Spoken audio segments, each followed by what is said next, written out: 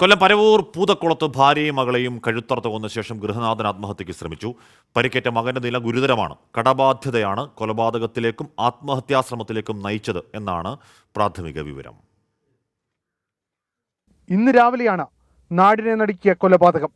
പുലർച്ചെയായിട്ടും വീട് തുറക്കാത്തതിനെ തുടർന്ന് സംശയം തോന്നിയ ബന്ധുക്കൾ കതക് പൊളിച്ച് അകത്തു കടക്കുകയായിരുന്നു. പ്രീതയുടെയും 8ാം ക്ലാസ് വിദ്യാർത്ഥിനിയായ മകൾ ശ്രീനന്ദയുടെ മൃതദേഹം കിടപ്പുമുറിയിൽ ചോരയിൽ കുളിച്ച നിലയിലായിരുന്നു. ഗൃഹനാഥൻ ശ്രീജുവിനെയും +2 ഫലം കാത്തിരിക്കുന്ന മകൻ ശ്രീരാഗിനെയും സമീപത്ത് നിന്ന് ഗുരുതരാവസ്ഥയിൽ കണ്ടെത്തി.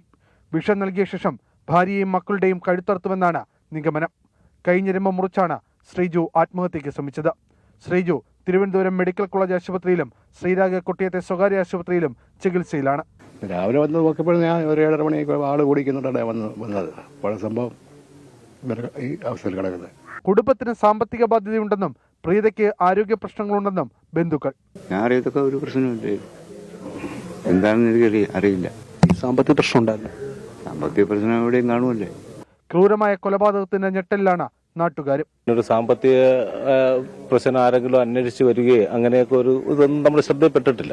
യാതൊരു പ്രശ്നങ്ങളില്ല. ഇന്നലെയും ബാങ്ക് വെച്ച് കൊച്ചുമായിട്ട് സംസാരിച്ചതാണ്.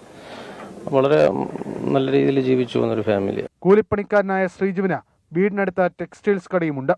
പൂതക്കുളം സർവീസ് സഹകരണ ബാങ്കിലെ കളക്ഷൻ ഏജന്റാണ് പ്രീത. 24 കൊല്ലം.